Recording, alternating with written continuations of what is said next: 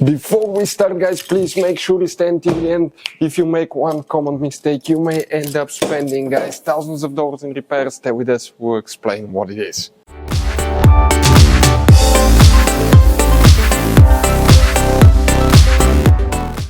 Hey guys, welcome back to Auto Repair, guys. Super quick helpful video for any of you having Mercedes C Class. If you have that generation C Class, you have a problem where a power window doesn't work, stay with us. We'll explain the most common things we see here at the garage and how we can easily fix it, guys. Now we'll demonstrate on that generation Mercedes C Class known as W204, produced from year 2007 to year 2015. By the way, guys, if you need to buy any replacement parts, tools, we're going to share the information in the description of the video below. Check it out if you need anything, and you can also see where we get most of our tools and supplies from. So let's start on it now.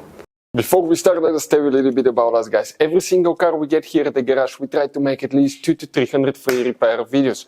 We make mechanical repair videos, engines, transmissions, bodywork, electrical, engine, transmission codes, fuses. Why we guys do all that? Because our mission here at the garage is, guys, to save you as much money as we can. All we need in return, please subscribe to the channel, like the video. That way we can keep making these free videos. And guys, check out our YouTube channels. We have more than 17,000 free repair videos that can save you thousands of dollars in future repairs. So let's start on it now.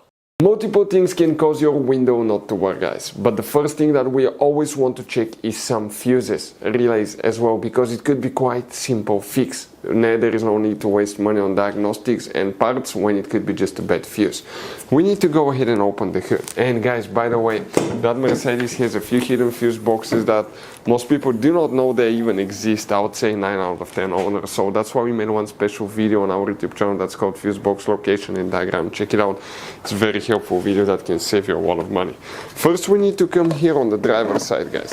You have a fuse box right here next to the brake fluid reservoir. Open the clips, pull the wire and the hose up, remove the cover. Underneath you have that fuse box with a layout like this one here. Before we guys continue, let's explain quickly why it's always a good idea to test fuses and relays. Guys, let's explain why it's super important to test fuses and relays. That way you do not spend money on diagnostics, parts, repairs you may actually not even need. So guys, you have different kinds of fuses and relays. We're talking about the maxi fuses, standard fuses right here. You have, watch how many different kinds of relays as well. Now, these fuses, sometimes you can clearly see if a fuse is burnt or not by looking at the element. But sometimes it's really sneaky. They can burn here on the side. It's hard to see. Some fuses will not be visible as well.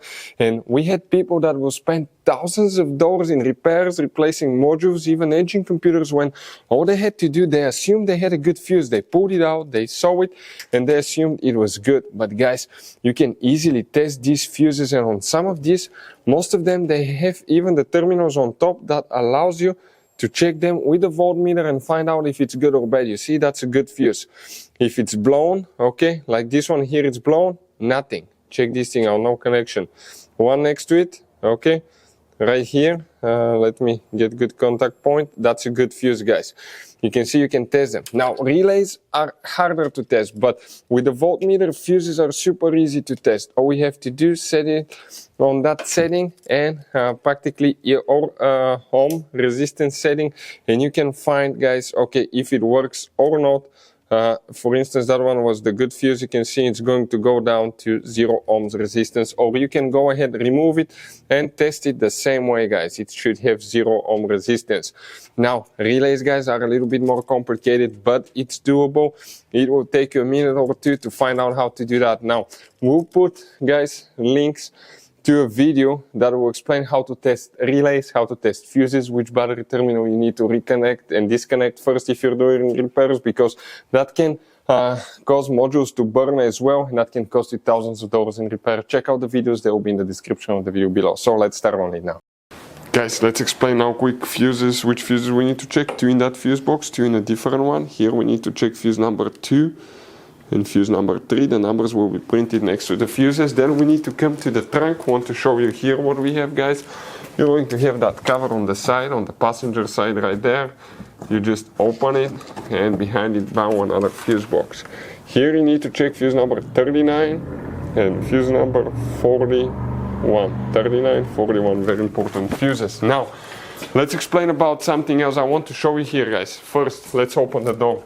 Here you have the window switch, right? One thing, guys, okay, could be a bad window switch, especially if you left the window open after cleaning the vehicle, detailing it. You may get it wet, that can cause it not to work. If you recently replaced window regulator, speaker, anything that involved removing the door panel, it could be just a simple fix such as a loose wire on the window switch. We've seen that happen more times than you would imagine, guys. Customers will come, they try to fix it, but they actually didn't pour the wire all the way, or they yanked it out when installing the panel, and that caused it not to work as well.